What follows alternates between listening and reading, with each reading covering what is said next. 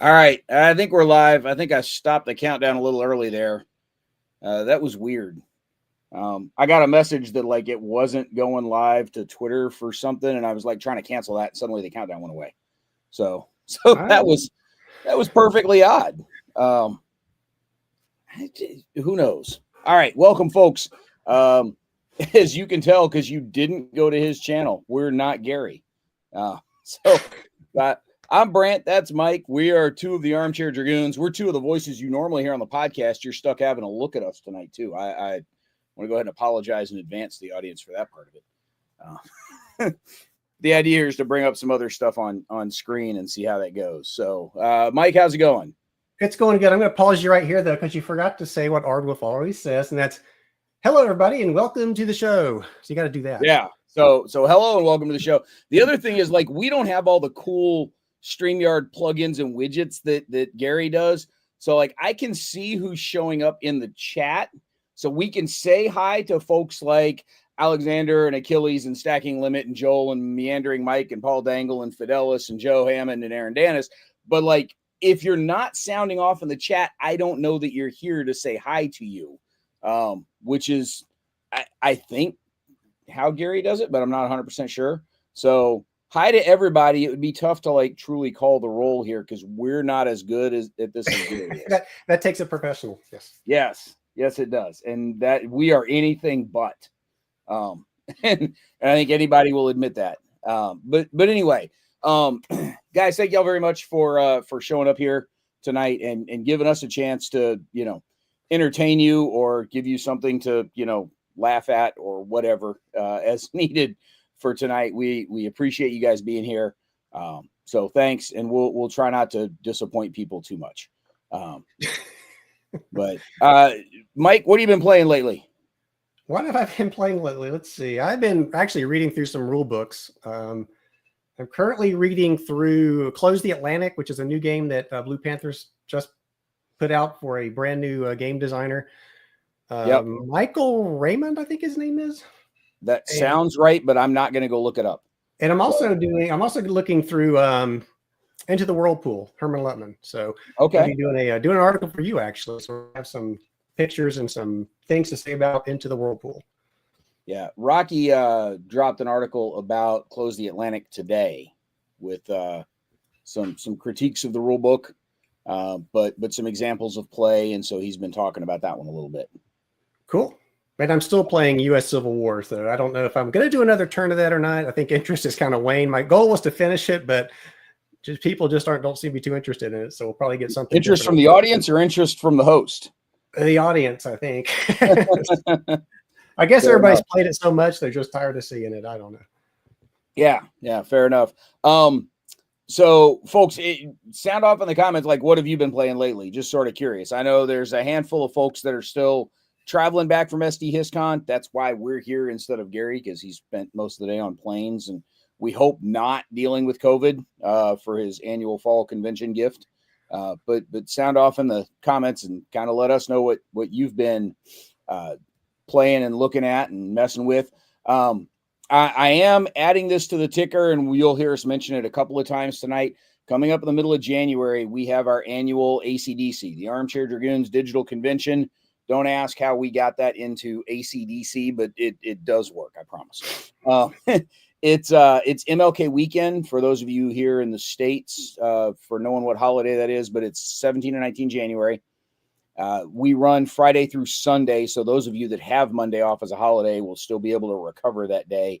But that way we don't impact potential international participants because it is all virtual, it is all digital, it is all online. So you can come join us for a weekend of online wargaming. Wargaming in your pajamas, man. Who could do anything better? We're still open for event submissions at the moment. So folks out there that are interested in being a GM for an online game, please go ahead and get your submissions in. The links are all over on our site. If you go to armchairdragoons.com, the ACDC links are right over there on the right side on the sidebar. But we do have that digital convention coming up in January. Again, you'll hear us mention that a couple more times tonight, just as folks come in and out of the chat. But tonight, that's not what we're here to talk about. Tonight, we've got some wargame catalogs we're going to talk about. And So normally, are you able to highlight comments, Brent? I think so. Let Just me go curious, back to the comments and go see. What do we got? Because I can see the comments. I don't know if I can highlight any. Oh, there you go. We can pull Joel's up. Joel's reading and reviewing Death Ride Normandy in honor of Mark. May not. Well, Death Ride Normandy takes up some space, man. Most of those Grognard Sims games do. What else we got? Lee has some Solitaire Second Front going on. And for people that don't know, I think probably everybody's heard by at this point, though, Mark Riro did pass away. Was it Saturday, Brent? I think it was, the wee hours of Saturday morning from Friday night, or we may be off by a day. Could be a day. Really sad news. I mean, Mark was, I think, one of the. It's going to be a great loss for wargaming. I think we had a hitch there. Say that again, Mike. I think we had a hitch there on the. But yeah, so that was a great loss to the wargaming community. So we were sorry to hear that, and I think if I'm not mistaken, Gary and maybe even the Players Aid, I think we're probably going to have something on that coming up soon. Yeah, yep, I think so. Which is to be expected. Mark was a great pillar of the community and amazingly positive in the face of that. Not just him having to fight cancer, but his wife dealing with it also at the time. So, unfortunately, I don't have the link right in front of me. I believe we've got it linked at least to the last Tuesday Newsday and probably some other places. But there is a GoFundMe to help out the family with some of the expenses that they're dealing with.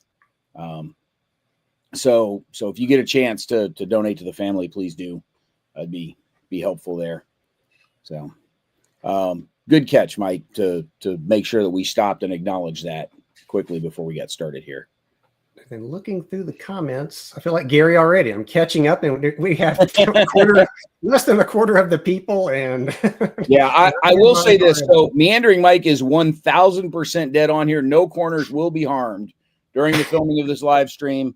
I may have a corner harm me, depending on reaching across the desk here. We'll see. You guys will understand here in just a moment. But no corners will be harmed. We are not actually clipping corners. We're not quite as militant as our buddy Barthart with his whole free range counter movement. But yeah, we're not going to be actually clipping the counters. And also for those curious, we are drinking the Glenlivet. So this is the Caribbean Reserve. I'm drinking the Diet Dr. Pepper. But so we got to keep that part of the show live. Yes. Yeah, absolutely. There is no campaign for anything at Noble Knight. Unless you want to buy something. I did actually see a rough cut of one of the Noble Knight videos from the field trip we took back in September at this point. Gary has actually made some progress editing some of those. So he's getting there. Hey, Tolstoy, you can't actually share links in the chat. That's one of the things that's kind of been shut down some. So if you shoot that to me over on either me or Mike over on Discord, we can probably grab it from there. I'd say Brant, since I don't have Discord open right now. Yeah. Yeah. I'm okay on some alcohol, but man, I don't do coffee. So Diet Dr. Pepper is as caffeinated as I get. And and Mike will tell you, and anybody that's been around one of our conventions will tell you that I spend a good 20 to 30% of the time at the convention just trying to figure out where I left my drink, because I'll set it down and walk away and then spend forever trying to figure out where I put it and have to go find it. So, all right, Mike, you want to actually talk some catalogs here? Let's talk some catalogs. I'm just kind of looking through the comments. All the games being played, that's good. I know Mark would love to see that. That's so Eric Goebel is playing a nice PTO. I just received a copy of Advanced PTO in the mail, so look forward to clipping that. Yeah. Alex, all right. We're gonna add the danger cam to the stage here, and so catalogs, man, we got a bunch of catalogs going on here. So wait, what's the oldest catalog you have in your pile there? Oh, good question. In the pile here, it might be this 85 one right here. All right, let me see. I got a couple that we can't see, but I'm gonna see what my oldest one is. I take that back. Hold on. Let me check the Here's SPI an one 85. right here. We're tied at 85. That's a good question. I didn't think to look ahead of time. I mean, you got to semi-prepare for these things. I mean, Gary doesn't, but well, I guess nobody should then. Yeah. Here's an Avalon Hill one, and it's probably I'm not sure what the age on this SPI one is. I probably figured out by whatever the newest game in here is. Oh, here's a Chaosium from 1981. Okay. Look at that. This one is going to be 77, 78-ish because Modern Battles 1 is in it, but Modern Battles 2 is not. All right. Now this counts. This was one that I received in a used copy off of eBay, but this is Avalon Hill letting us know they've acquired Leisure Time Games, and this is from 1976. Wow, that's pretty good. I think that's going to beat this SPI one that I have by a little bit, but it's going to be close. There's no date on this one, so that's a little frustrating, but it's up there. So look, game catalogs like there's all sorts of fascination with these things and why people get a kick out of them or not. And for me, you know, I think somebody had a comment further up the thread, and I'm not going to scroll back up to go try to find it. They're a bit of a snapshot in time, right? I mean, it's a little bit of a time capsule of what it was that you cared about and enjoyed and thought about and wish you could get from that point in time when those different games were going on. And so, look, Stagnant, obviously I am there with you. This is a fraction of the stack that I have here at home in various forms and fashions. I love it when I can open up an older used game and the catalog is still in there. That's where that's the West End one here comes from. I want to say I'm looking back at my game shelf in the corner. I think that was in my copy of Firefight, but I'm not 100% certain. But yeah. So, wait, so highlight Meandering Mike's comment right above that one. I wish I could highlight comments here. I feel the Holland Spiel sale starting today. So Meandering Mike, you just cost me probably some money. I didn't realize that was today starting. So I'll have to check that out. Yeah, the Hollandale sale is going on. It's going to be one of the lead stories for tomorrow's Tuesday News Day. So that will definitely be mentioned. But yeah, like to look at the catalogs. You don't keep them. For a while, I didn't always keep them. I'm to the point now where I do hang on to them. I do like hanging on to them. Well, it's interesting. Like I said, I get these used games and they're in the box a lot. In addition, also the counter sprues will still be in there. Some other oddities, the cards you send in to register and all that stuff. Yeah. So some people do like to keep them. I don't know how long. I don't know that I've kept counter sprues. I know I've definitely kept catalogs, but I used to keep them in the boxes. And lately I've been pulling them out and like adding them to this separate collection that I've got going. The other thing that I find kind of interesting is that, you know, look, the 92 TSR spring summer catalog in the back of my mind, that was like, you know, 6 weeks ago, and that's over 30 years ago. And that's just kind of painful to say out loud. So I'm like, we usually do an entire episode. I was just saying, we usually do an entire episode on just the Compass catalog as part of our podcast. But first of all, I don't have mine yet this year, so that's a little frustrating. But we've done it 4 years in a row, and it was starting to get a little stale. So we were taking this season off. We weren't going to do the Compass catalog as its own episode this year. And we'll see where we are for next year. You didn't get your Compass catalog? I still don't have the 2024 one. Who did you make mad? Rob's got a point here. You know, it's, include a faux catalog from when the game was first posed. That would be a neat idea. That would be kind of a cool trick. That would be. So, one of the things that I do think is kind of cool, though, is that, you know, we talk about Compass doing the big catalog that they do every year for Christmas as being one of the few people that does a published catalog these days. But Free League does have a published catalog that will come out with their boxed games, which is kind of cool. It's nice to have. For a little while, we had Lock and Load doing one after David taking over the company. for a little while, Lock and Load had a published catalog going also. And then Fantasy Flight, before they got absorbed by the Asmoborg, had small paper catalogs going in some of their games. And finally, I just got a couple of these within the last year or so. Tabletop Tycoon's got some catalogs in theirs. Now, Tabletop Tycoon isn't a wargame publisher. Free League's not really either, and Fantasy Flight barely counts. But they're all within the same kinds of games that many of us are going to be buying, even if it's not just pure wargame stuff. Tabletop Tycoon does have a couple of the States of Siege games and a few others that are pretty light war games, but they are still actual war games. So you're getting some there. Fantasy Flight has more the big box Ameritrash style games for what they're, what Asmodee will allow them to still publish. So you do have some there. But there are still companies today that are in fact publishing catalogs. And so that's kind of nice. It's Alexander. It would be nice to see. Look, it's an expense issue, right? I mean, it's what's the ROI for these guys? I mean, so many of these companies are running on such tight margins that it's difficult to do. I will tell you, from the brief time that I'd worked in the printing business years ago, the Compass catalog, one, it's really cool. It's being laid out on a map sheet, and it's basically a giant map sheet that's being printed. I'll tell you, there's probably a decent expense involved for Compass in just folding those damn things. Seriously, the folding cost for those is probably a little crazy. Well, you say that, and it's interesting. This 20 catalog from Compass is not a huge, giant, unfoldable map thing. It's just a little booklet.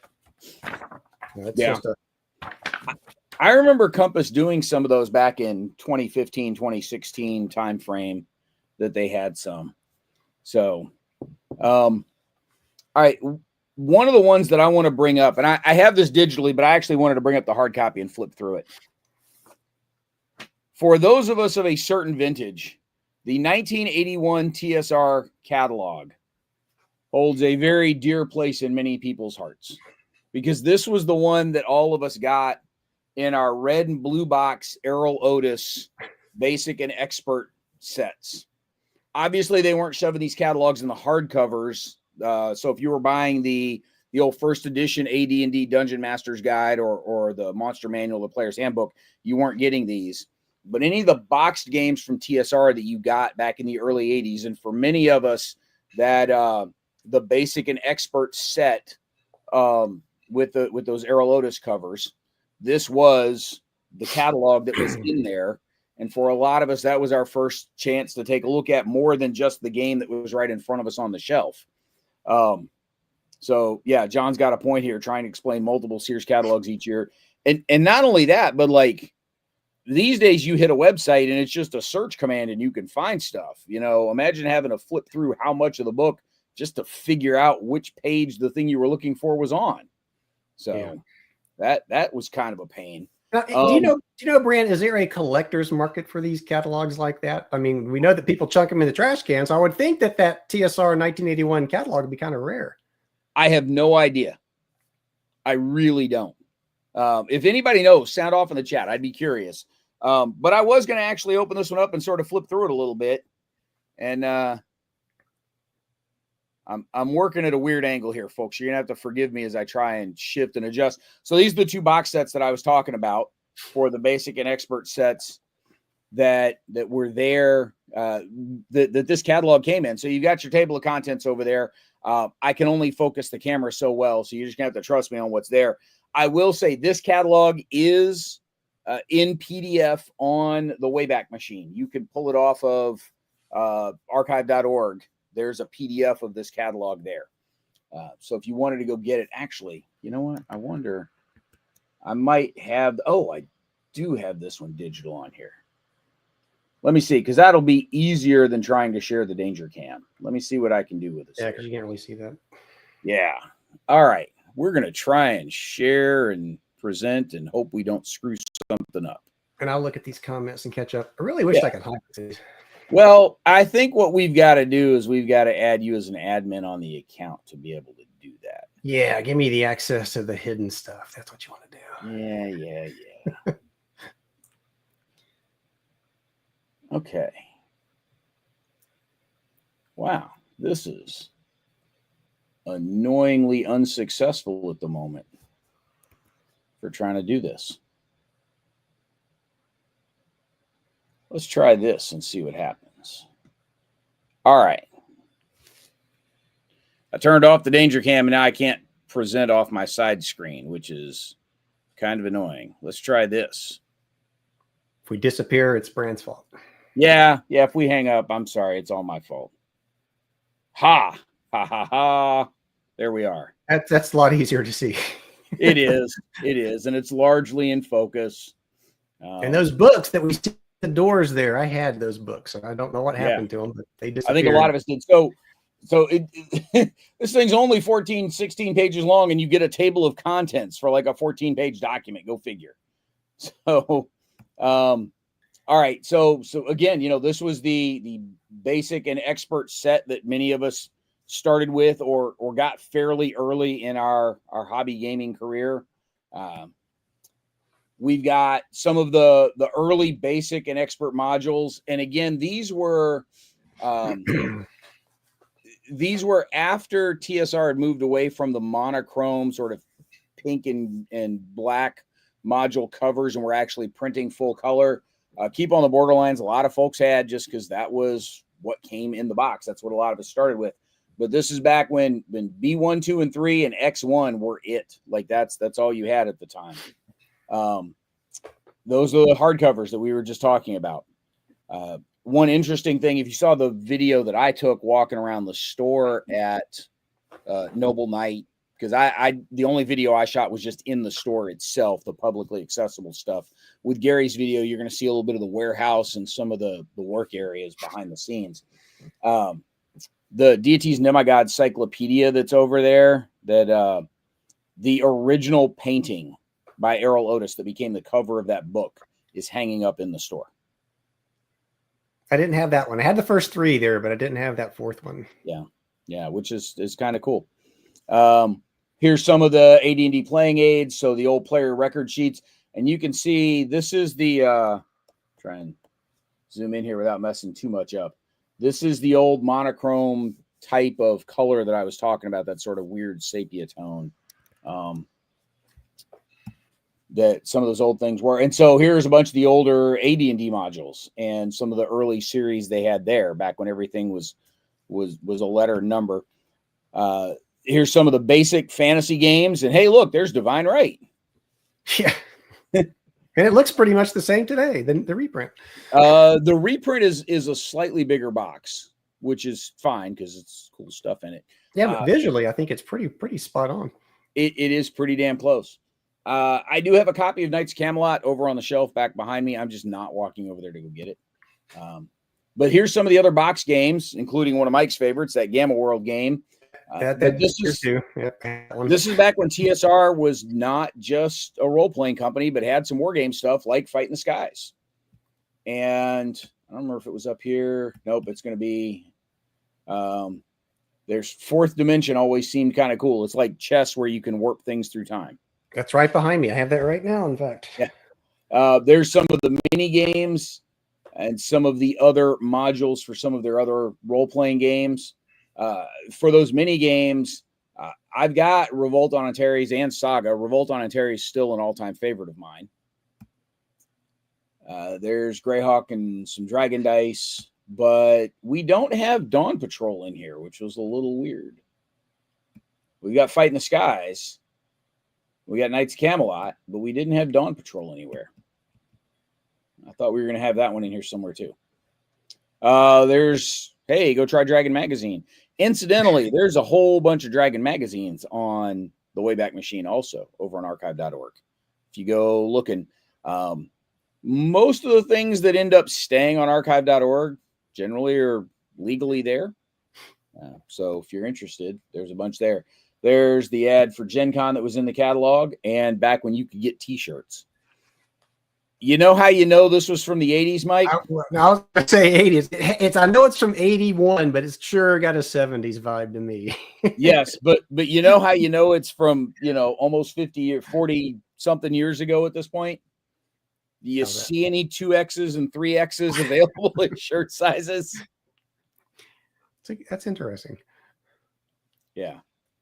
Meandering Mike is pointing out that Dawn Patrol was 82, so that would be why it wasn't in the 81 catalog. So, dude, when it's that long ago, it gets a little fuzzy. Alexander's pointing out that it was some Dragon Dice, but not the Dragon Dice game. That was still a good 16, 17 years in the future. But yes, the old use the crayon to color in the numbers dice that you needed, the polyhedral dice you needed for playing D&D. Hey, at least it wasn't the chits, right? At least it wasn't the chits. And then, so we've got the shirts, and then there's your actual order form for the shirts. I may want to order some of those shirts. They look pretty cool. Who would I send this to? Hollaback Studios. Check our money order too. Yeah. Cyrano and I had a fun time back when we used to do the Dragon Up the Past video show long, long ago. We used to joke about all the ads that still had COD in them. that you could do things by COD. So anyway, that was one of the catalogs. I do want to, I'm going to hide this one real quick. And there's another catalog I want to pull up that, again, I was able to find the PDF on this one that I think people will get a kick out of. Joel is saying there's lots of good stuff I would like to see on Hollandspiel. I agree. There's a lot that's going to cost me some money, I think, when I visit that site. Yeah. There's a couple that I'm definitely thinking hard about getting. But I jumped on the Chaosium reprint of the old ElfQuest role-playing game because of course I did. And so that's Chaosium. Chaosium from 81. There you go. Yes. Mike's got a point there. Mike, I am so I happen to kind of know Alexander a little bit through online chats and comms there. I don't think there's that many youngsters tuning in to watch us talk about old game catalogs. There's a few of them here, but I don't think there's that many. Fidelis, who I've actually met face to face, probably falls into that youngster category there. All right, so here's another nice old catalog for us. This is the Milsims catalog from January of 75. And so this one, you can just tell by the companies that are noted on the front that this is from a while ago.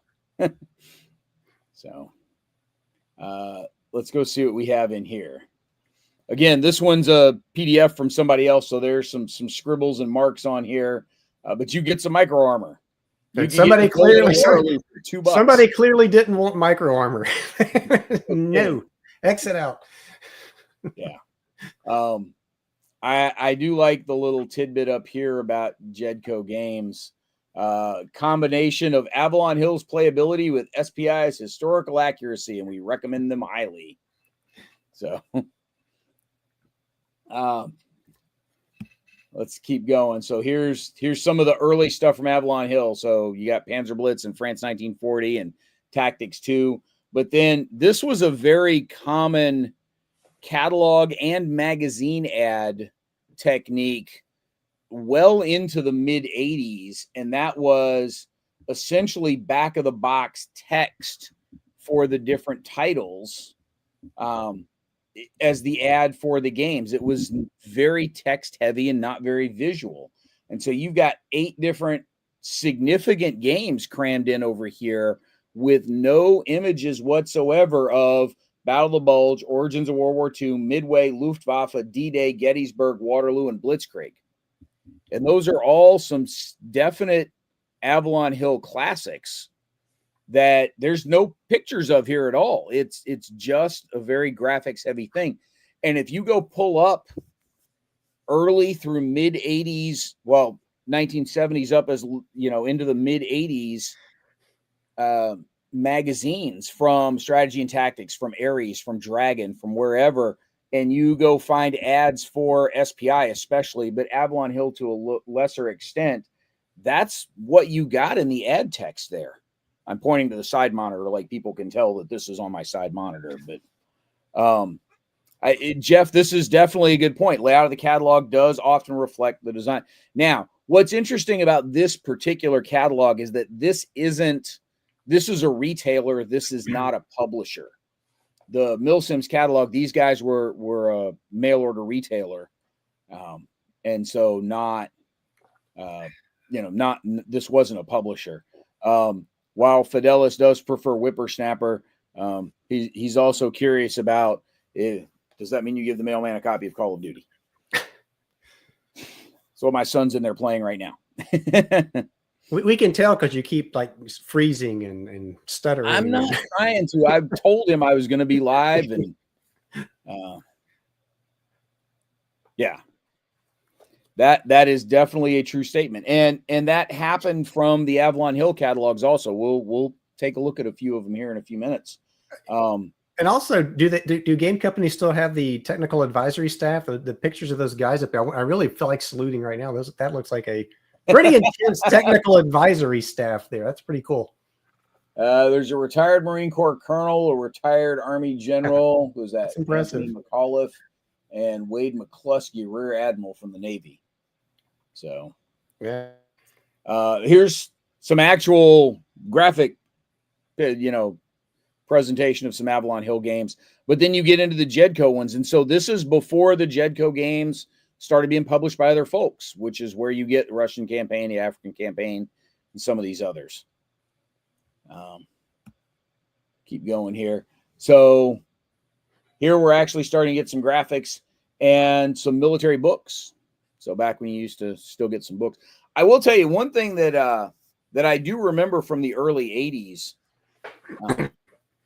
There have always been a handful of different mail order companies, and some of them opened some retail stores selling a variety of military gear and equipment. And the one that was probably most famous was the old U.S. Cavalry catalog. They were based in Kentucky near Fort Knox, was where U.S. Cav was based. And they had a handful of retail stores around for a while because there used to be one down in Fayetteville near what's now Fort Liberty, what used to be Fort Bragg, that you'd go and you'd pick up, new, but, they were military, rucksacks and gear pouches and extra flashlights, and that kind of stuff. I remember when the U.S. Cavalry catalog had a couple of pages of war games in the catalog back in the early 80s, 81, 82, 83 timeframe. So, what else we got? So strategy and tactics. So now we're into SPI stuff, S&T stuff. So, and then here goes again. This looks a lot like it was lifted straight out of an SPI catalog. Well, Mike, you could buy a flag. I was going to say, why are we showing flags? Are we selling flags? We are. Look at that. We are selling 3 feet. We are, in fact, selling flags. Not in Germany, but we are selling flags. Yeah, definitely not in Germany. So, I actually had to go look up Strategy 1 here. I had to. Strategic Warfare 350 BC to 1984? Yeah. I am a little curious about anything that says most complete set of rules in print. I am a little concerned with anybody claiming that, but that's okay. A pretty ambitious game. I've never heard of that one. And then some SPI or some S&T back issues. I think this is cool though that you could get the S&T back issues in books. You can get them collected as a book. And then you can tell somebody cut and pasted this together from being typed on multiple different typewriters because of all the typography changes on the order form there. So okay, so yeah, it had to have been an ad kit kind of game to get all that. Stacking Limit is right. The PX used to carry war games. I bought a bunch of them on post over the years, and that was something that came up during our the FOMO episode of the podcast we were talking about, Mike, where some of us living overseas, you bought whatever the exchange had because you never knew what else they were going to have or if you were ever going to see those particular games again. So we definitely did those. All right, Mike, I'm going to kill that one from the screen. I know you don't necessarily have a danger cam that you can do an overhead kind of view with. What do you have that you want to try and hold up to the screen there? Or do you have something digital that you want to pull up for us? I don't have anything digital. I don't think I could pull up if I did. Like I said, I had the chaos. I don't think anybody wants to see the chaosium. I don't think there's any war game stuff. See, some stuff is falling out here. What is that? Hopefully it's money or something. No, it's one of those cards I was talking about that you always see in the Hi Chaosium, I bought your game, blank. I'd like to know what else you guys make. So I guess this is to get you on a mailing list.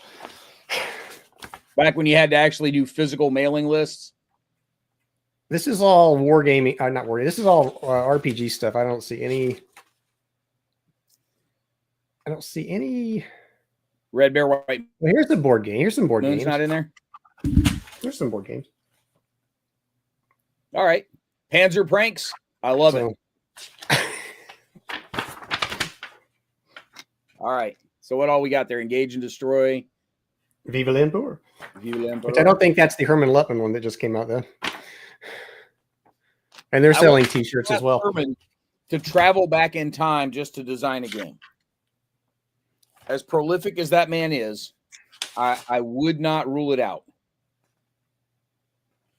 So, and of course, this is the compass. White Bear, Red Moon. I reversed the red and white part there. It's White Bear, Red Moon. So, thank you for coming to my rescue there, Mike. But I am curious. So those of you in the chat, like those of you that might have a catalog or two laying around, physical copies, not digital copies. You notice when Mike was asking what the oldest thing I had, I didn't try to claim that Milsims one that was a PDF that I found online. What's the oldest physical catalog some of y'all still have in your possession? On the back of this old Avalon Hill Leisure Time games, there was actually like puzzle games at the bottom of this thing. Oh, wow. Which is kind of interesting. $5. So I have another older Avalon Hill one for you to take a look at here, Mike. This was the early microcomputer games. Microcomputer games. Here's the part that folks are going to get a real laugh out of. Let me zoom in on us here. They're not already laughing. For Atari home computers, you can get the 16K cassette version of the game. For the whippersnappers in the crowd, once upon a time, you could actually load computer programs from cassette tapes. But really wealthy, you could get a diskette. Yeah. The Apple II diskette with all of 48K.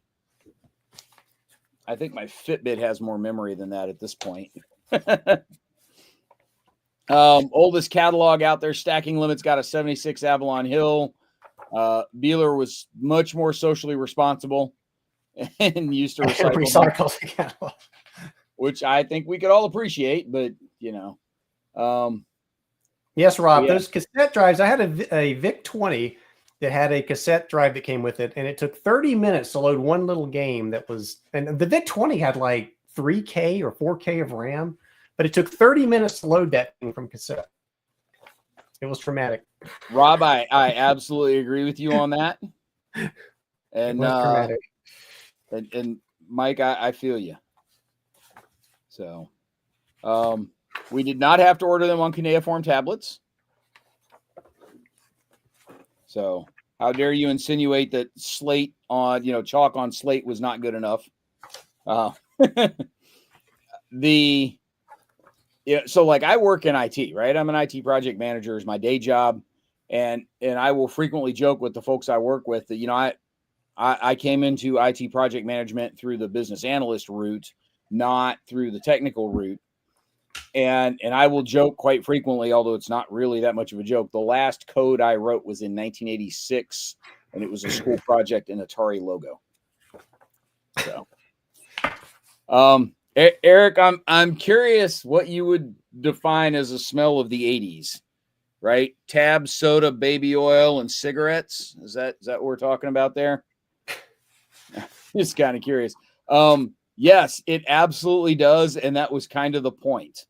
It very much looked like Squad Leader. But yeah, so I just figured we'd kind of. We probably should have dug up some old computer game catalogs that had some of these things in them, some of the war games. I think I have a few of those floating around in here somewhere. We'll see. All right, so here's some of the not just war game things that Avalon Hill published as computer games. Not just computer games, microcomputer games, because that's what we called them before they were desktop games. So you could do some dungeon crawling if you wanted. But then there was also B-1 Bomber and Nuke War down here. And then, which king? Are you a manipulator of men, or do you prefer doing the dirty work yourselves? So there's Parthian Kings or Fortress of the Witch King. And then the Diplomacy Computer Classic. Trash 80, look at that. Yep. We use those in high school. And most of these games are also available for TRS, the TRS-80s or the Apple IIs or the IBM personal computers, because it's all predated Windows by a while. So yes, I did have a couple of computer ones for you to look at there, Mike. Not a whole lot. All right, Eric's got, yeah, there you go. Fall Winter 78 parts list on an insert. So it was, that doesn't mean it didn't necessarily end up smelling like the 80s just from that's when it came out, We had talked about that, I think, on a previous podcast. The fact that you could buy spare parts for these games was really kind of neat. Yeah. Oh, it was cool. I remember wanting to just order a whole lot of maps and counters and just make my own games out of them, which probably isn't the best way to do things, but it was the way I had deluded myself into wanting to do things. Oh, so yes, absolutely the disco era. These catalogs did not come with glitter, but there you go, Mike. July to December of 78. SPI. What do we have? Show of hands, how many people in the audience weren't even born? Oh, Lord. I was 6, but yeah, so this is, again, back to the point made earlier that you can tell a little bit of the design philosophy of the companies by what their catalogs look like, and that's not an invalid idea. So I'm trying to enlarge our screen over here a little bit so that I was trying to see what was now available. Hold on just a second. I enlarged this right onto the next page. That's okay. This was the part I was going for right here was buy SPI games in person. You're in New York City, stop by the business office. Just take the elevator to the SPI business offices and go buy some games. I think that's kind of awesome.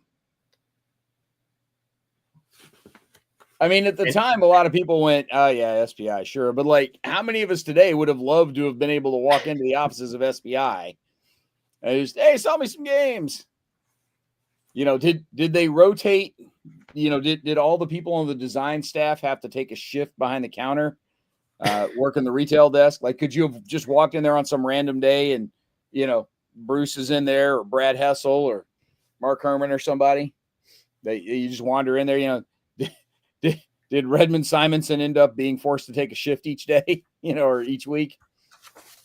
Just sort of curious who was actually working that thing at the time. Yeah, wait. Eric says $32 for campaign for North Africa seems overly priced. Probably not wrong. Steven, are you talking about MMPs posting that to like just walk in and go buy stuff from the actual business office? Because if so, that would be kind of cool. Road trip. Road telling us they had an actual front desk person. Sounds like a road trip to MMP. Yeah. Unannounced. I think we should just show up. I'm here to buy. Show up. I mean, I could call Scott and let him know we're coming. No. You don't want to do. You want to show up and say, "Hey, I want to buy Battle Above the Clouds. Where's it at?" Yeah. So from this catalog, we had new titles with Atlantic Wall, Into the Green Fields Beyond, and some of the quads that were starting to show up here. Advance announcements, things to be published in the third quarter of 78 is where you got the Art of Siege Warfare and Operation Typhoon and Tannenberg and the Great War in the East quad. Now, this was kind of the golden age of quads. Freedom in the Galaxy. The Star Wars the Star Rebellion. I did pick one up when we were at Noble Knight. I got a copy of Freedom in the Galaxy. It's one of the Avalon Hill versions. But I did have them bring out a couple of them so I could compare how warped the maps were and get the least warped of them out there. Jeff, you are dead on with this. SPI's lack of graphics. I guess, the description of separatism versus federalism in modern Canada was enough to sell you on the Canadian Civil War for bucks. So let's I'm gonna try and do this without totally screwing stuff up. Let's go down a page and let's go see what else we got in this catalog. Come on, catalog, work with me. There we go. There's the spread. All right, so this is the inside spread. These are now starting to be separated by historical era. Of note, this one, both the Modern Battles quads are in this one. I like using those for dating purposes, in part because those are some of my favorite games. So I always go looking for those. Canadian Civil War for Dan. Yeah, if Dan was here, we could totally have some Civil War stuff. And then there's the backlisted section. No description. You just get titles and prices because they're the lower rated games, right? Yeah, not just backlisted. These are the lower rated backlisted. These are the shitty ones, right? These are the ones we can't get rid of. We're not going to waste column inches telling you about games you're not buying from us anyway. And then, so you got your fantasy science fiction. I love the Power Politics series games. As folks have continued to complain about, that's not a war game. Why are you talking about politics stuff in war game? Well, there's the Power Politics series from one of the premier war game publishers out there. I do also like that they sell stuff from other publishers. So you get things from other publishers. Only two things, though. Only two, but it's greater than zero. And why they pick those two, I don't know. Who knows? The other publishers must have had a lot of those in the warehouse. They're like, hey, could you possibly sell some of these for us? GMT does that also, though. I mean, they've cut deals to be able to sell some stuff from over in Europe. So some of the things from Hexasim, I think it is, and then UGG they carry. They've got some basic one-line things, but not much. Jeff saying it wasn't really a war game. Most of its action was in Parliament. Fair enough. So you're selling that? You're telling us they tried to pass it off as a war game, but it's actually all about politics. Weird. Who plays these games? I'm curious if 70% of its customers were actually between 12 and 19, and what's the source of that data? The social scientist guy in me is curious what the source of that data is. And what did Walter Cronkite play? I would love to know. What were his favorites? Yeah, Mike is pointing out the inevitable joke of conflict simulation, right? Because while all wars are conflicts, not all conflicts are wars, and never mind the whole games and simulations being different. Brent McCabe, hey, welcome. Glad you could join us. Appreciate you being here. Let's zoom back out on some of these here, and let's go down to our next. Here's our next spread in here. So S&T, the military history magazine with a game in it. So you did get a free introductory game sent to all new S&T subscribers. You get a copy of Strike Force 1. So you did get that for subscribing. You could also subscribe to Moves, because at the time, the market could support a magazine with a game and a magazine without a game at the same time from the same publisher. So okay, Walter likes Waterloo and Battle of the Bulge. Of course he does. And what's the other one? Gettysburg. He's got to like Gettysburg too. That'd be the trifecta, right? there you go. And then there's the order form, which again, you know, the paper order form is still quite a source of much amusement for those of us that, you know, are now 30 years into ordering on the web and used to that. You know, some space for the address info, and then here's how to order by mail.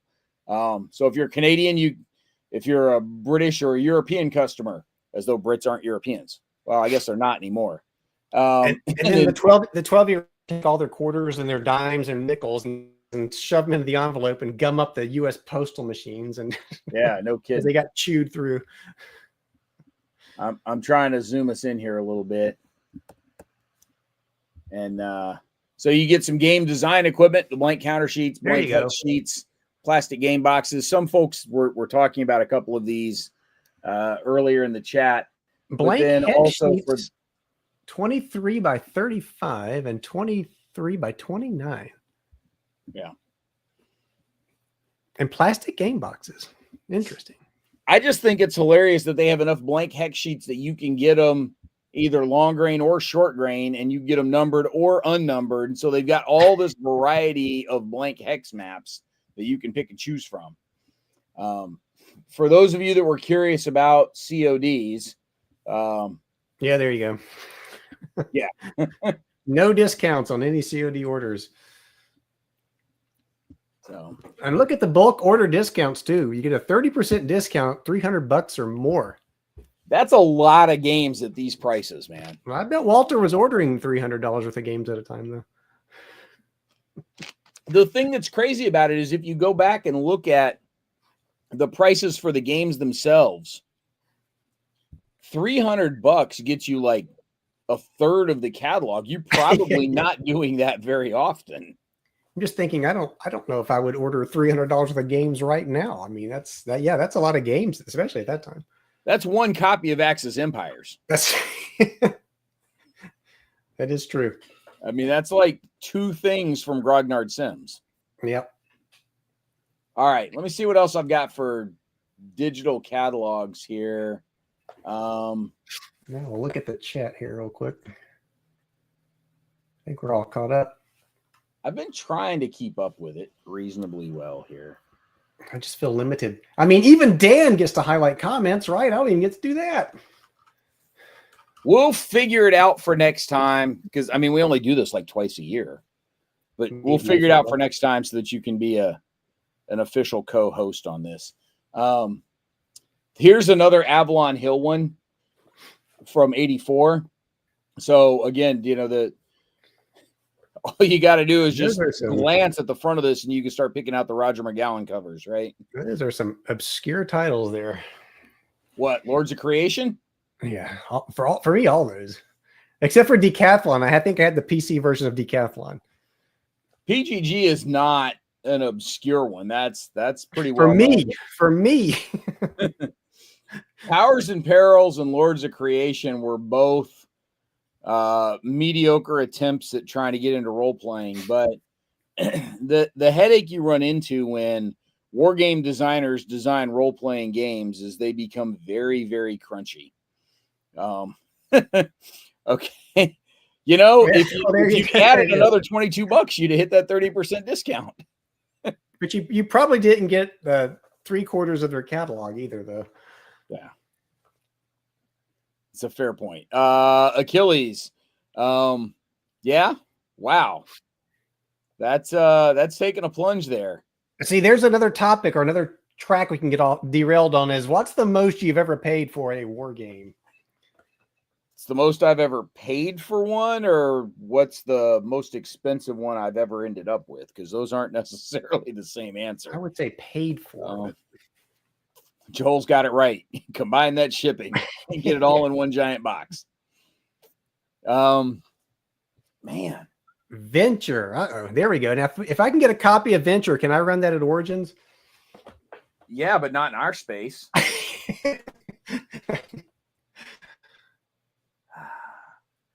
For me, it's probably one of I'm turning around because I'm trying to eyeball the game shelves over here.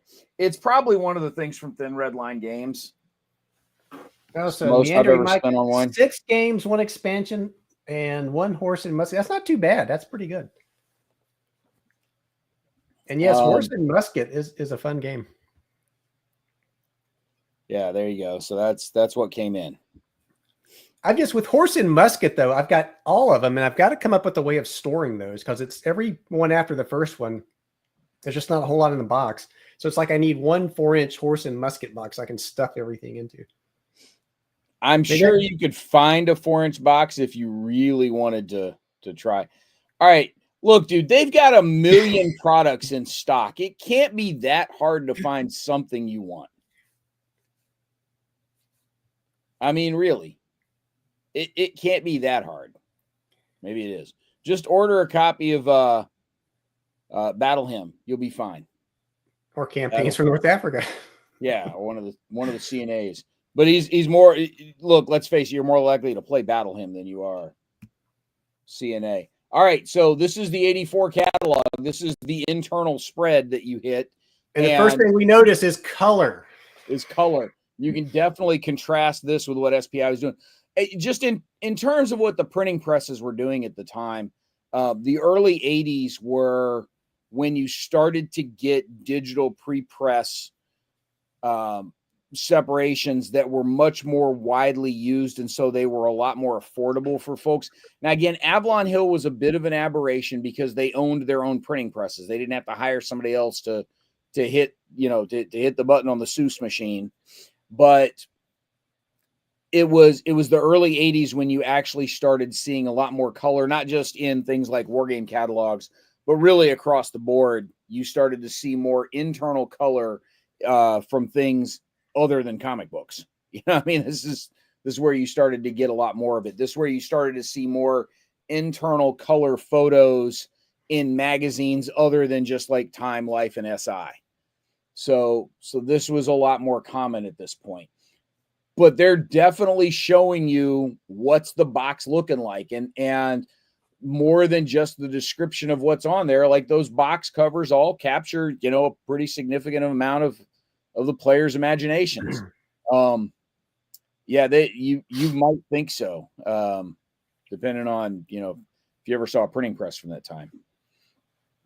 So that's this is definitely something that was normal back then. So, as you take a look across the screen there, Mike, how many of these have you actually played? That's what I was just looking at. Not as many. I'm not going to ask how many of them you have. I'm just curious how many. As many as you would think. How many have I played? Let's see. Flat Top does have a great cover. And I haven't played that, but I have read through the rules. Does that count? Because something that also jumps out at me down in the bottom left corner, those are the little micro games that the little gamette boxes that they picked up from other places. And so Naval War, 100 Days Battles, and Robin Hood, I all had it. So I still have my copy of Robin Hood in that little gamette box format. I'm seeing 3 on the left side. 3 on the left side, I'm going to say. And on the right side. Let me get to it. There's stuff in the way. I can't read the one. What is to the right of Titan? What does that say? Oh, man. Make me put my glasses on. Dragon something. Not Dragon Pass. I do have Dragon Pass. No, Dragon Pass is up on the top left. Okay. Well, there's 1. Dragon Hunt. Civilization. I've played that. There's 2. Oh, I see one I have played, and Jim Ozarski's played it as well. It's Wizard's Quest, which actually is a fun little game. It's not a bad game at all. Yeah. So I guess about 6, it looks like. There's a good chunk of, especially the World War II ones over on the right side. That's just, I've played. I own more than that out of here, it looks like. So, yeah. But Panzerblitz, Luftwaffe, Fortress Europa, Third Reich, Squad Leader, and the expansions, Panzer Leader, War and Peace, Diplomacy, Starship Troopers. I mean, that's the 80s for me right there. I mean, that top right corner of this spread, that was where I spent the 80s. But I've got a bunch of the gamettes, Wooden Ships and Iron Men, Magic Realm, D-Day. Never, the Longest Day was the longest setup is what that was. Conquistador. I've got Conquistador. I have a very mangled copy of Blitzkrieg over here that is good for parts at this point. So it is clunky, but it is also fun. So all right, let's go see what's on our next page. Leisure time and family games. So this is where you get Go and the Book of Lists and Executive Decision and Acquire, which if you were a fan of Acquire, you can go get that one from Renegade Game Studios now. They're bringing Acquire back. So did you own any of these, Brent? I'm looking. Because I don't think I've owned any of these. I own few. I still have. Do I have it up there? I've got a copy of Feudal that's missing a couple of parts up on a shelf. Probably should have taken that one and my old copy of Blitzkrieg to Noble Knight on the big trip and dumped them on the spare parts. Now see Chess up there, and I have never owned a copy of Chess. I'm going to say that right now. Now I wouldn't know where to begin playing it either. One of the ones that's not in here, but was an old favorite of mine from the from this line of games. I guess it had gone out of print by now, but the old late 60s, early 70s Avalon Hill Lie, Cheat, and Steal. It was a game of political dirty tricks. Lie, Cheat, and Steal was a blast. I thought that was called diplomacy. Well, that's how you play it. Those are the rules of diplomacy. But there was an actual game called Lie, Cheat, and Steal. Those are the rules for diplomacy. The cool thing about Feudal was that, you know, you scaled up to sit. Now, you didn't want to be one of the two players that started in between, sandwiched between two other players on the side of the map. You wanted to be one of the ones in a corner somewhere. But Feudal scaled up very well to multiple players, so that was great. This would have been interesting, playing Executive Decision in high school. That might have been kind of fun.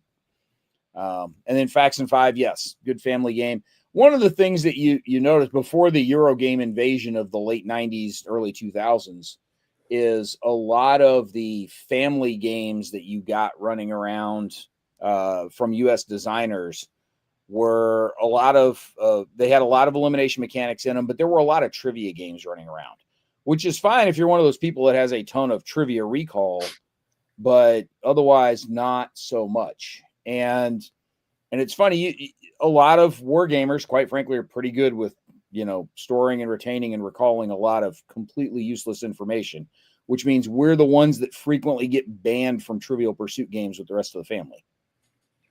So all the different sports games that are over here, we actually referenced one of the sports games. It was Pay Dirt was the specific game in the podcast episode that we did about dice when we were talking dice a couple of years ago, because I rated Dad's Pay Dirt game for the dice.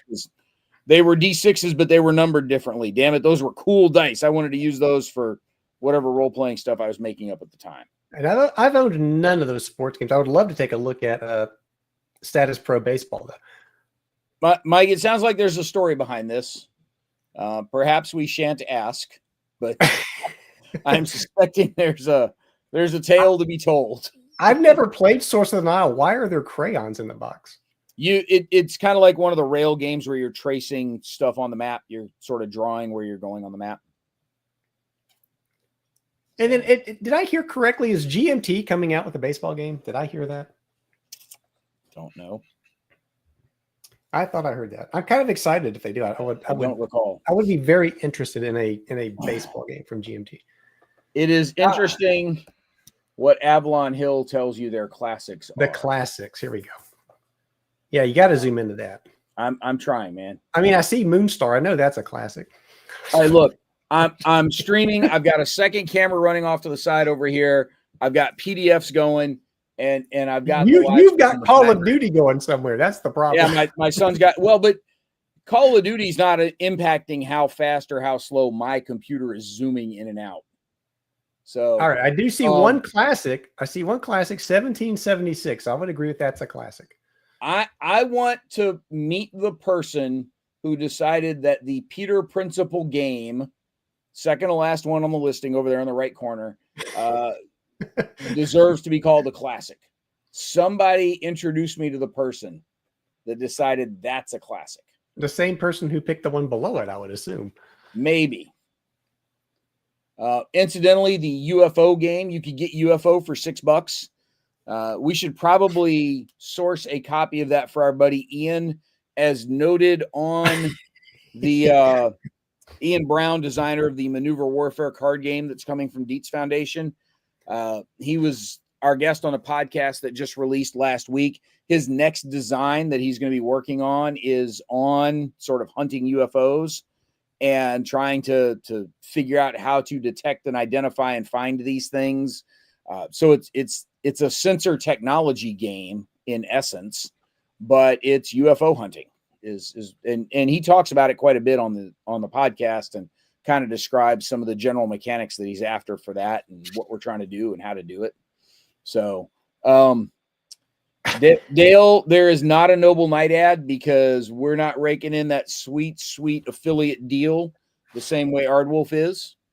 Go to my channel and watch the spoof. No, it's much more entertaining. I will tell you, look, if you're dying for a Noble Knight ad, just go pull up the video that I shot from the store. It effectively doubles as an ad for the store because it just, all I do is walk around and go, holy shit, this is cool. Holy shit, this is cool. And I just do that for like 5 minutes. So I'm just sitting here with some of these classics, and for the channel, I think I need to find at least one of these and do a playthrough on the channel. I'm looking at Moonstar, and I love the description. Contains 11 dice, yet there is no luck involved.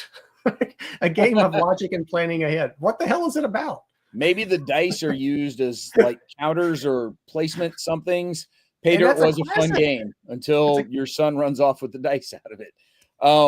Fidelis, I will tell you, and it will kill our boy Cyrano. I'm betting GMT gets a baseball game out before they get Legrand Battles out. That's probably true. So, Mike's channel. Mike, stand up and shove your shirt in the camera there, buddy. My own worst enemy. So, it's funny, Mike, because I actually was listening to maybe it wasn't the last counter clipping show that Gary did, but he actually mentioned, so I did a playthrough of The Night, which is a zombie game where I had like 6 or 7 YouTube creators. I actually did counters for all the YouTube creators and ran the game. And he kept giving you credit for the game. Oh, yeah, everybody should go check out Meandering Mike's zombie game where he puts YouTube creators on the counters. I'm like, why do I even try? So, and it's my own worst enemy. Yeah. I threw that in the chat there so folks would get it. So we'll highlight the comment also. Mike's channel is My Own Worst Enemy.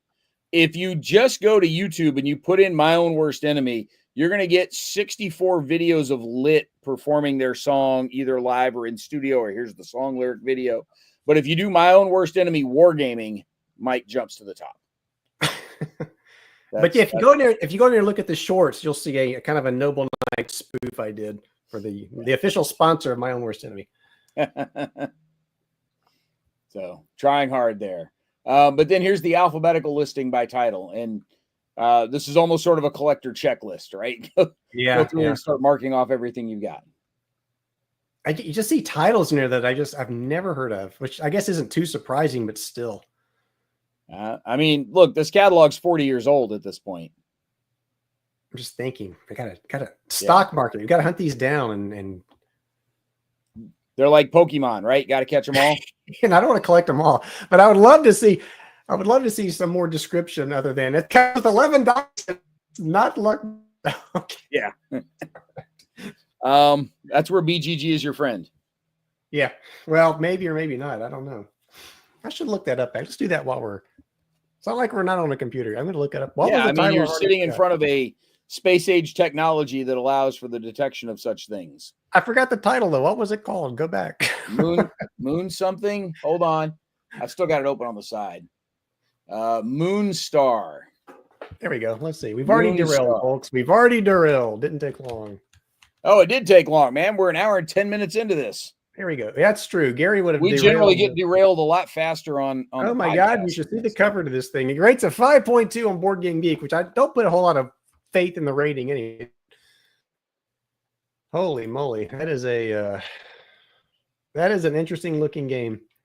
All right, so I do not have this one digitally, so we are going to pull up the West End games over here on the Danger Cam, in part because I need to justify the expense of this tripod that the Danger Cam is hooked up to. So we're going to take a look at what happens to be in here. So this is Star Wars role-playing stuff. A lot of folks forget that, man, late 80s through early 90s until Heir to the Empire came out, man, it was West End Games that was keeping Star Wars alive because the Marvel comics were kind of crap. And there was an occasional good story, but most of the Marvel Star Wars comics were pretty awful. And it was a lot of the West End role-playing stuff that was really keeping Star Wars alive, to the point where there's now some stuff from West End Games that has actually been canonized by the Disney Star Wars regime and brought some of the characters and such back into play. Meandering Mike is absolutely right. West End made a lot of bank off of Star Wars for a long time. Like, they were the Star Wars content producers that if you were looking for a vehicle source book or some sort of world guide or whatever, like, that's where you went to get. They were the only people making anything Star Wars like that. You also had, so this is all the paranoia stuff over here. This side is Ghostbusters. I know it's not focusing well. Yeah, all I see is just a blob. Yeah, I know. Part of that is the camera's focusing on my hand instead of on the. I can recognize the Ghostbusters logo. That's about it. Yeah. Jeff Beeler's going to have us all humming Pet Shop Boys here before too long. Paranoia was one of those ones that was a really cool concept and probably would have made for some fun novelizations or graphic novels. But the problem with Paranoia is because everybody gets the game and immediately reads like everything in there, the shtick is lost as soon as you open it up, because when the player guide says, 70 to 80% of the party should survive the adventure, and the DM guide says only about 30% of the party should survive the adventure, obviously we're all kind of laughing at that going, ha ha, what a bunch of screwball comedy this is. But as a player, like, that already, because the GM is told, you've seen the GM guide, what's happening there. The reprint of D6 Star Wars West End Games. That came out a couple of years. That was a must buy. Mike had to hold it up again, Mike. Now that you're big on the screen there. Now that I've already put it down. So this was the reprint they did a couple of years ago, West End. So pretty cool. There you go. Pretty cool. Uh-oh. I've lost my Danger Cam. This is not cool. Oh, you know what happened, man? The Danger Cam overheated and shut itself down.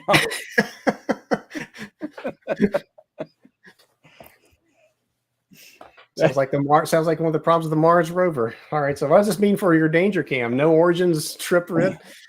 To be determined. Well, because a couple of different things. One, I have a cell phone hooked up there right now because I needed to be able to run this camera on screen plus a side camera that kept me on the screen and ran that one separately. At Origins, typically we're only running the one camera. I'm not on screen with it also, so I can run the one camera and use a webcam directly into the computer, and that works a lot better for Origins. I will hold it in front of the screen here. Look, man, it's an old cell phone. That's the Danger Cam. It's an old cell phone that's just it's on Wi-Fi, so I can get it on a StreamYard, and it's hooked up to the gooseneck on the tripod, so I can get it overhead for the catalogs that are sitting next to me on the desk here. And so, Rob Johnson, that's Brant and I both will tell you that we have a lot of RPGs that I think we enjoy just reading them more than anything else. Yeah, why do you think I'm $100 in on the ElfQuest Kickstarter? Man, I got nobody to play ElfQuest with, but that was such a beloved game and comic series for me growing up. There's no way I was passing that up. Well, that's the Star Wars I just showed you. I'll never run that. I doubt I'll ever run that. Who knows? But I just wanted to read through it because it's such a classic. Yeah, Fidelis got a good point here. These hot takes are too hot for the Danger Cam. I don't know that we're getting all that hot takey tonight. We've certainly been far more spicy than we've been this evening. Come on, we talked about Moonstar on that cam. That's probably what killed it.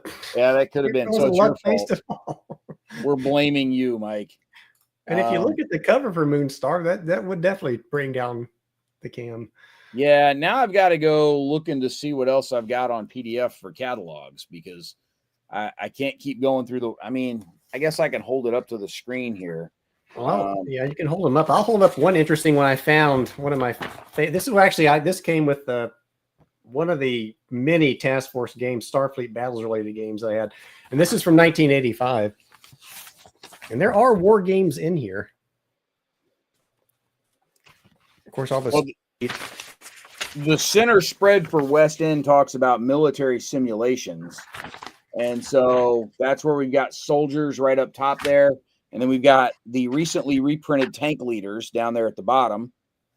So we've got both of the 2 tank leader games. And then on the flip side, same spread, other side, we've got RAF there. And then we've got Against the Reich and Romulan North Africa. So there's a handful of great games right there. Those are all pretty much World War II era things. But there are others because now we get into the cool modern stuff, which is the stuff I always cared about. There's Air Cav. And then the recently reprinted, republished Air and Armor. And then there's Fire Team, which I'm pretty sure is there's Fire Team, which I'm pretty sure is the box that I got this catalog out of because that's the one that I've got over there on the shelf. I do have a copy of one of the original copies of Air and Armor also. Whoops, I'm sorry, I didn't do the other side of this. So there's what do we got there? Oh, Imperium Romanum 2, and then Mike will be happy to see Chickamauga. Yeah, we got to see that. And Shiloh. So, and I'm looking here in the Task Force Games catalog. There is actually I own one of these. I do have God's Fire. I actually own that. And there's something I just saw, Fourth Reich. I've never heard of the Fourth Reich, and I was just looking at it, and it says that it is the you can recreate the struggle for control of the world in the far-fetched future between mutants and the puremen, led by Max Hetler. This reminds me of Monty Python skit, the Mr. Hill. He's such a nice man. So, Fourth Reich came up on an old episode of the previous podcast we used to operate that is now dead on the web. But we were asking folks what's the most obscure game people have in their collection, and I believe it's our buddy Staggerwing that has a copy of Fourth Reich. That would be very obscure. And then there's Battle Wagon, which I own a digital copy of Battle Wagon, but I don't own the actual. Yeah, actually, it does say there are mutants. Yep. Going a little further into the West End catalog, there's Druid, and then what do we got there? Oh, Web and Starship. But then you flip it back over, there's Kings and Things, which is the re-implementation of King of the Tabletop from Dragon Magazine.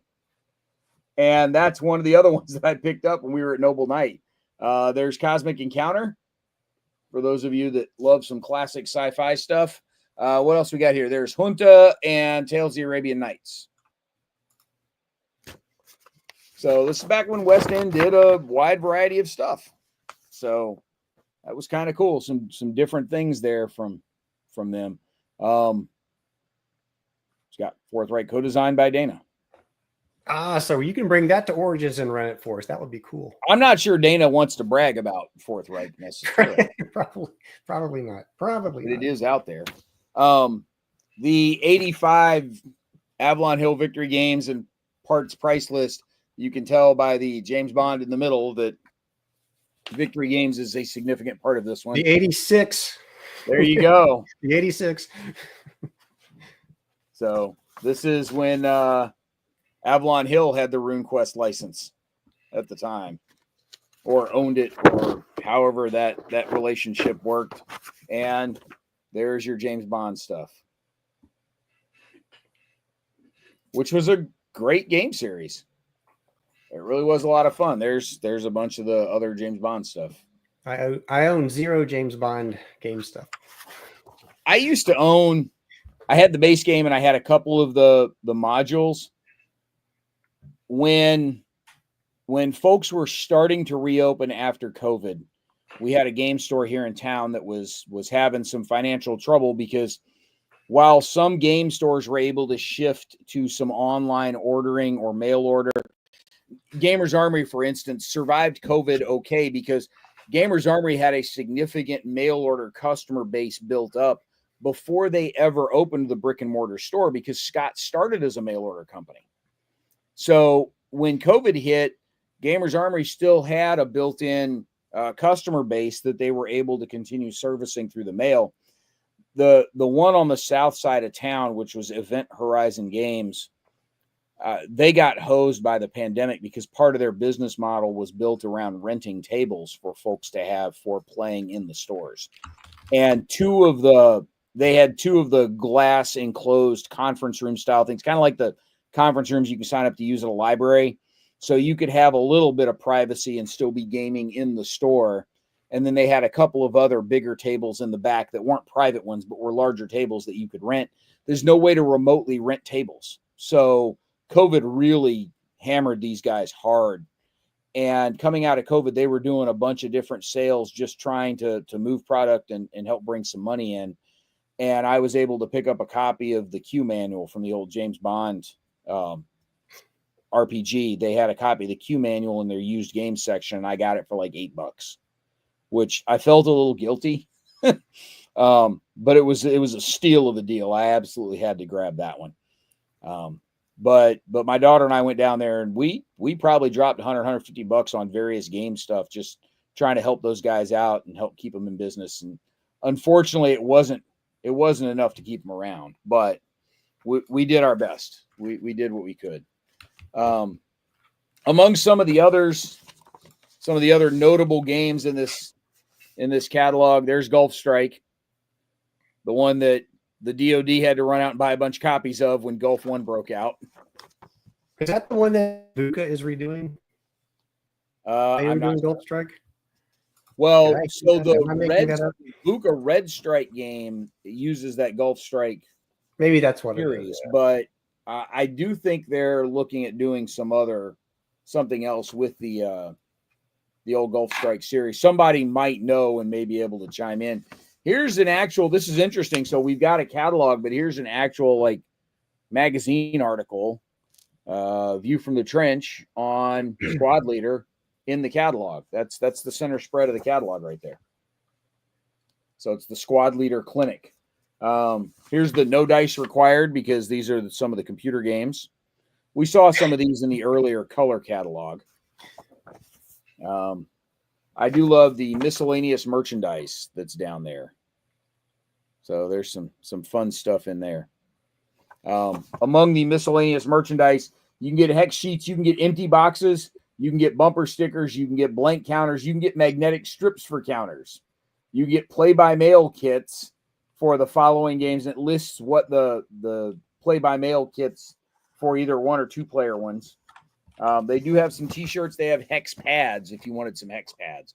All right. So Alistair chimes in. It might be that might be what they're working on. I just don't remember off the top of my head. And because I'm the one streaming stuff here, I can't really go look it up. So one of y'all go look it up and let me know. I just looked it up. It is. Yes. Mark Herman agreed to co-design Gulf Strike 2. So that is true. Dude, you're going to get us age gated here.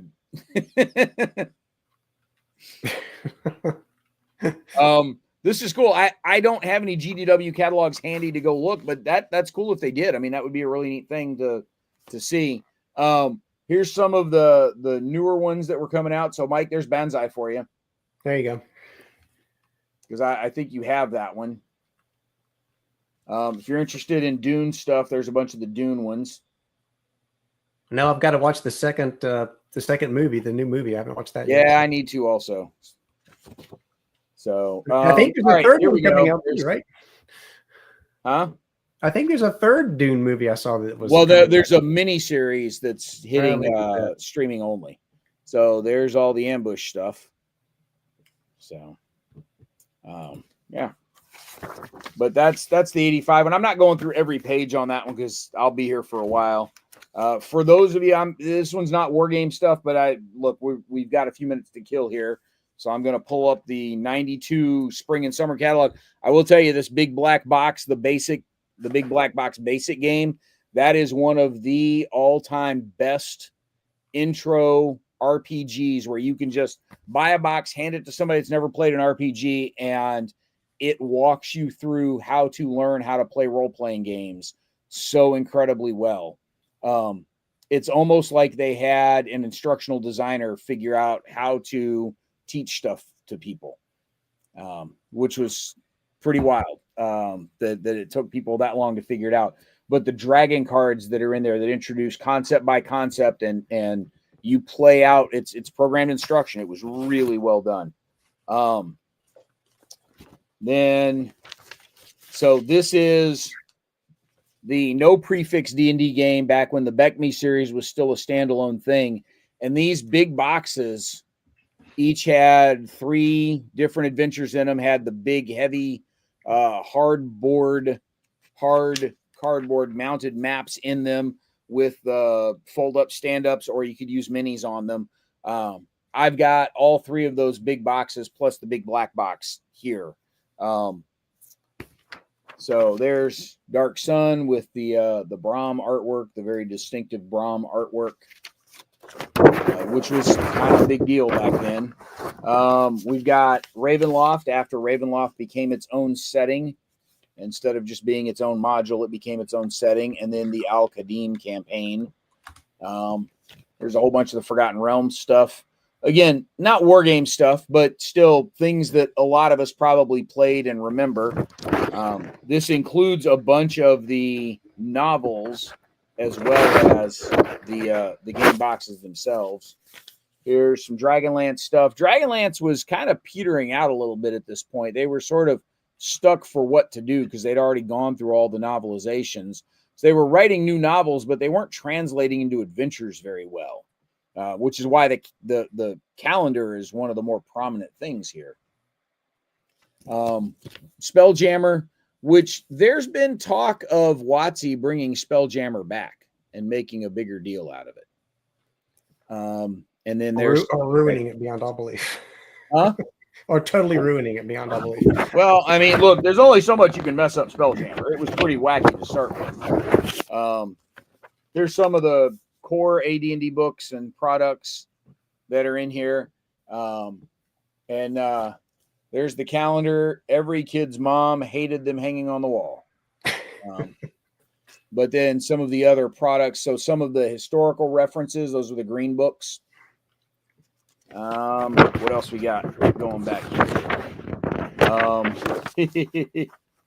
All right, so there's Creature at 8 Sheboygan. But there's the old Marvel Superheroes game, and there's Dungeon Magazine, and then we've got Dragon Magazine. Doesn't get a whole lot of prominence. Amazing Stories gets about the same amount of prominence, and there's all the Buck Rogers crap that Lorraine Williams foisted on the company. So yay to that. And then what else do we wrap up with? Oh, the back page is Gamma World and some TSR books. So there you go. Absolutely. Totally get it. Totally get it. We are right there with you. That's one of the reasons we wanted to do this show, to have a little bit of fun with it. So, I mean, look, we're not going to truly replace Ardwulf. We were just trying to give the community somewhere to go and a place to hang out, in our usual Monday night time slot. Otherwise, it'd be kind of like showing up to your bar and finding out that it was closed for the night. And we didn't want folks to do that. We wanted people to still have somewhere to hang out. Mike, what else you got to show off over there? I think I hit everything. The only other thing I had was that Avalon Hill parts catalog, but that's not that exciting. What is this? Another Avalon Hill one. These are just ones I pulled out of used games that I bought. Yeah. So nothing overly exciting. Other than I would like to go back and look up some of these titles just to see exactly what the heck they were about. Yeah. Like Point of Wall. I do think that on one hand, just, the pure nostalgia piece of it, the catalogs are kind of cool because they take you back to a certain place in time where you were in your personal game playing history, and what you were doing and exploring and interested in at the time, the things you wish you could have gotten that maybe you'd still want to try and track down now. So, if you're having trouble trying to figure out what to buy at Noble Knight, grab an old catalog and go through it and remember all the stuff that you wanted back then. So here's Mr. President, but I don't think it's the Mr. President that I'm familiar with. Probably not. Surely didn't pay $10 for it. That self-published indie game, Mr. President from GMT. For those that don't get the joke, the designer owns the company. So it's, Mr. President is in fact a self-published game. But I do think, a couple of people have made various, variations on a theme of this point, is that these catalogs are a bit of a snapshot in time, right? I mean, they're a little bit of an architectural or an archaeological artifact that, hey, these were the things that we cared about at this point in time in the hobby, in the way the company folks used to run things. Rob, I don't know. Mike, do you have a copy of the AH Parts catalog with the... I am. I'm actually looking that up now. I just saw that. Looking it up. So you're saying they're asking a little bit much for dice? Mike will be looking it up. I don't know if mine's the parts list. Mine's the 85 parts list. I'm happy to look and see, but I don't know that it's in here. What are we looking for? Longest day? There's discontinued parts list. I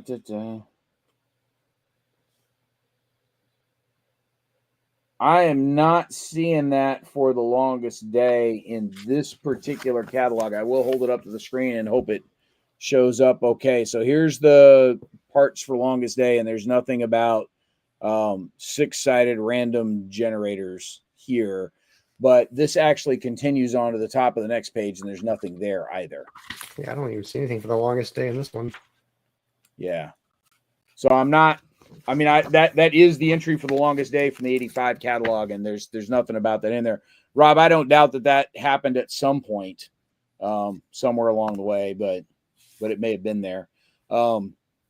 Yeah, the catalogs are also, so Mike, if you're talking about the one that I'm looking at, it's effective January 26th of 85 is the one that I just had up here. So, there's probably another one somewhere. I don't have any of the other Avalon Hill ones right here on the desk with me. I have a few others, but I don't have them right here with me to try to look up. Now, under miscellaneous merchandise, this is interesting. There's magnetic strips for counters. Yep, that's kind of interesting. But yeah, I do think that the catalogs do a good job of capturing what the companies thought was important. That was something that I think it was Jeff that mentioned that in the chat further up the stream. The catalogs, what was important to the company is the kind of it is in part demonstrated by the way they present things in the catalog. I think that's a very valid and fair statement. I also think that you can see some of the changes in printing quality, printing capability through time. Part of it is like the more well-off companies can obviously afford to do snazzier catalogs. Yeah, we got that. But as different printing technologies got to be cheaper and were in the range of more publishers, you do see an increase in quality across the board as time goes on. Because even Avalon Hill, which owned their own printing presses, was just doing black and white stuff up through the mid 80s for a lot of those catalog and parts list things. So Brant, I know you said you didn't get the Compass 2024 holiday catalog, but is there anything from Compass? Is there anything from Compass you can think of that you are looking to get that might be on sale? Yeah, I want them to finally get damn Brief Border Wars 2 through the printing press. Well, I had dinner with Brian Train back on Wednesday, and he doesn't even know when it's coming out. I think for the first time in a long time, there is nothing I'm going to buy from the holiday catalog. I think everything that I want, I already have on pre-order. Yeah. It's already on the way, huh? And the stuff that's on sale, I don't think there's anything that's Eric, jumping you got out me at going to look for that now. You're a bad person. Well, no, because he's saying that the miscellaneous parts is a pencil for $1. Now I have to go look because I'm curious. Binders, hex sheets, mat board clips. Not in this particular catalog. I'm not doubting that was in a catalog somewhere. I did find so the 6-sided random number generators. There are dice in this particular 85 catalog right there. $1 each. Yeah. But you can get them in different colors. You can specify white or red. Well, no, so it's not $1 each, Mike. It's $1 for a set of 6. I was going to say, because, yeah. The 10-sided dice were $1 each. Okay. So. Now, were they numbered 0 through 9, or were they numbered 1 through 10? I have no idea. Mike, I feel your pain, man. I feel your pain. I will tell you, so one of the things, I like the fact that Compass puts things on Kickstarter right before they're ready to start shipping. I appreciate that so much because, one, that tells me they're actually ready to ship, but 2, it gives me a chance to go back and go, oh, yeah, I meant to grab that, and then go jump on it. So I have Brief Border Wars on order through the through my game store here because I do want to, order a couple of games from them and pick up a couple of games from them throughout the year. Mike's been to the store. He knows what we're dealing with. Love the store, love the people there. I want to make sure that we support them and keep them in business. So I always make sure to pick up some stuff there.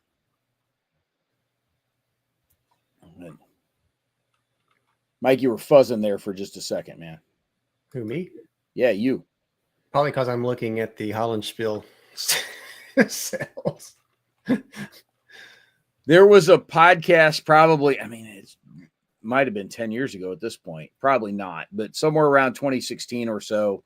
Again, at the previous podcast Mike and I used to work with, we had me and Mike and our buddy Mirth and somebody else. It might have been Gary that was on the podcast with us. That somebody was looking up a sale something as we were wrapping up the podcast. And we ended the recording, and then everybody stayed on the line for like another 45 minutes. And probably between the 4 of us spent about $600 worth of on games. We should have just left the damn recording going and let everybody listen to us go shopping. Oh my God, GMT's got this on sale. And so everybody, run over there quick and throw something in their carts. And I don't think we've done a live shopping live cast yet. We should do that. Shopping live. What's in your cart? Sure, we could try that sometime. It involves a little bit of coordinating around particular sale windows as well. Yeah, we have to.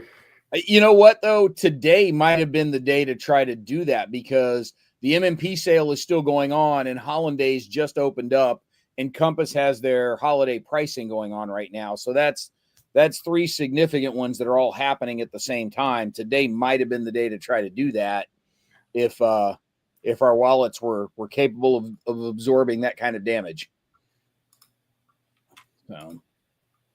But all right, we're at hour 38, so we've already got a couple of bonus minutes on here beyond what we'd originally committed to. We were shooting for 90 minutes, and if we came in a little early or a little high, all right, fine, we'd go with it. But we're a little long on our 90 minutes. We weren't going to get a full 2 hours out of this because we're not Gary and do this all the time and know exactly how to do it.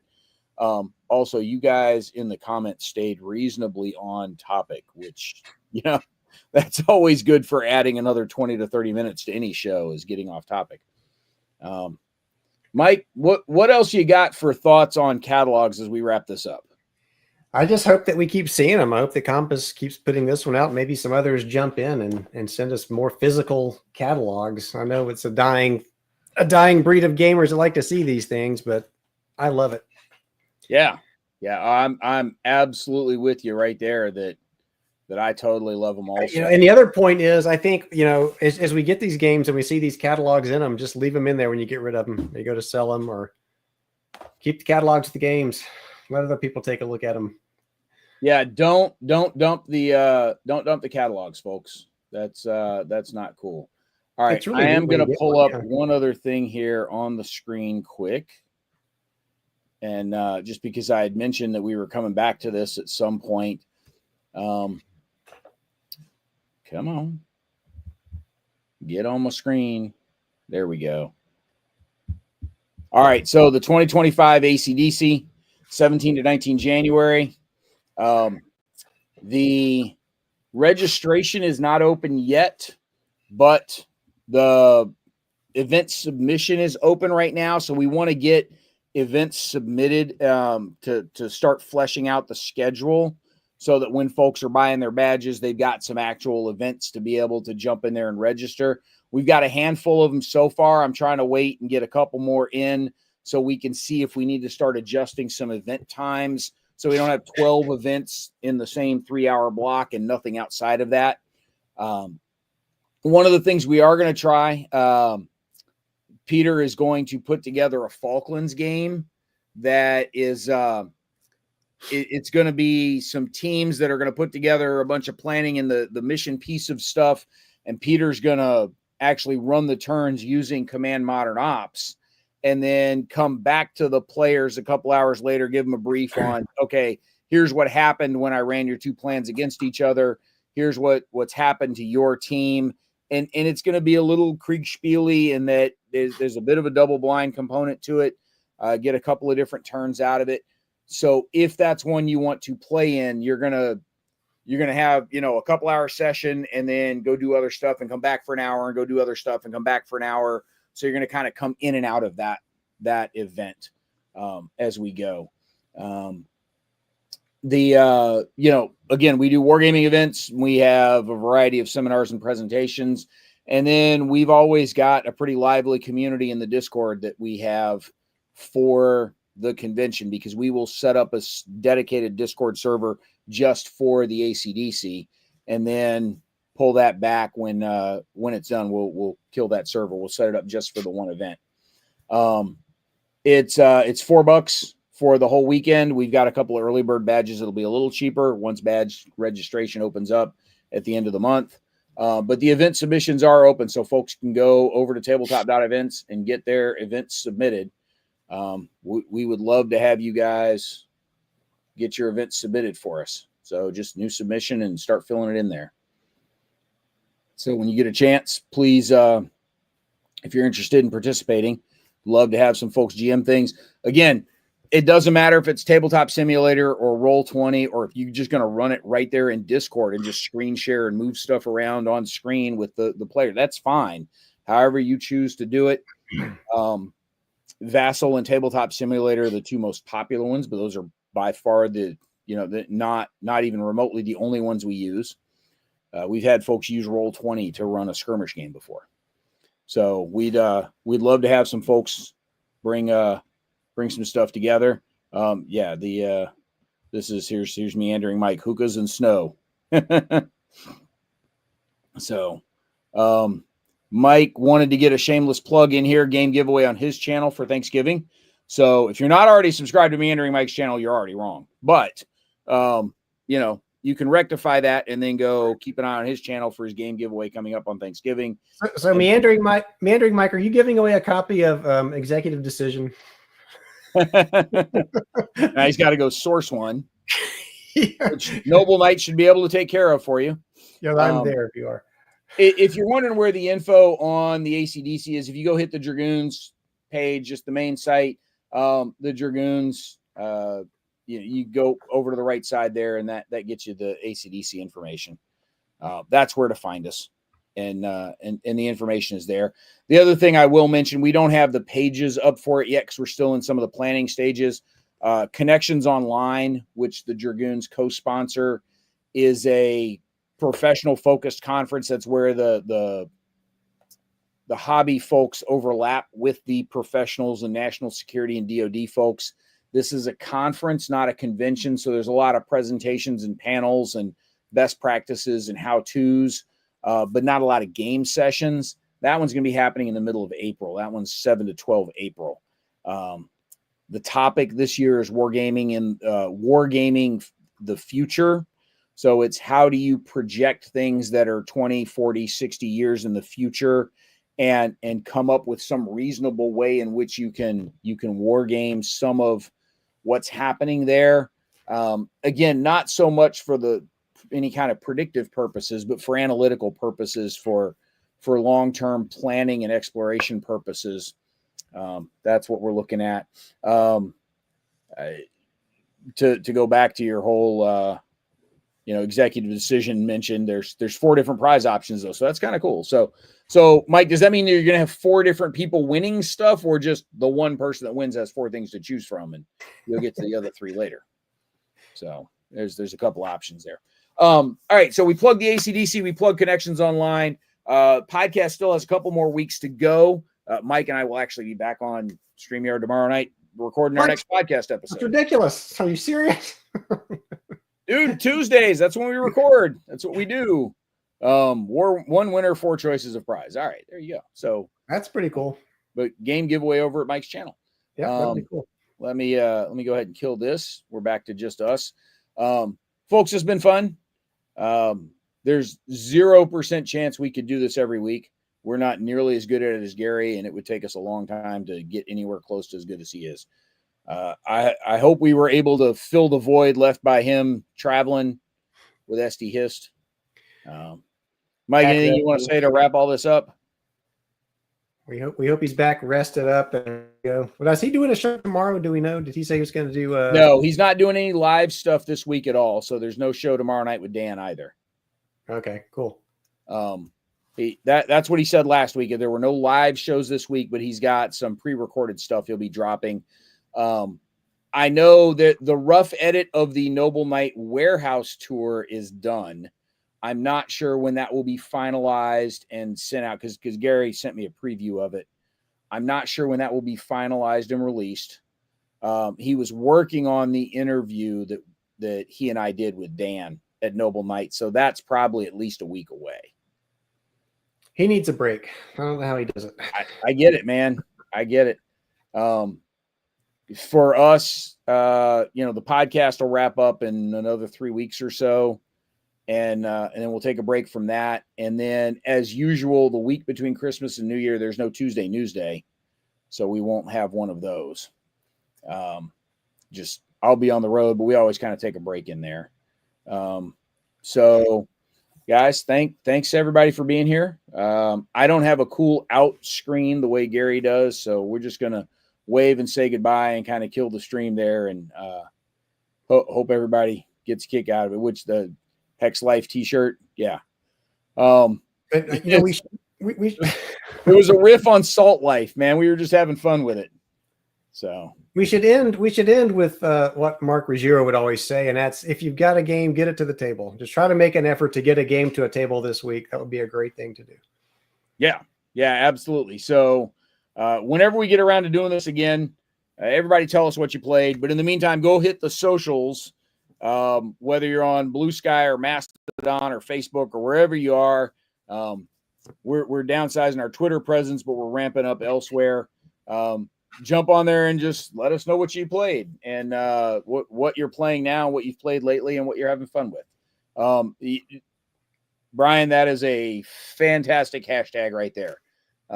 Everybody tell us what you're playing now over on the socials and hashtag it with Play Like Mark. That would be a great thing to do. Good call, Brian. Guys, everybody have a beautiful evening.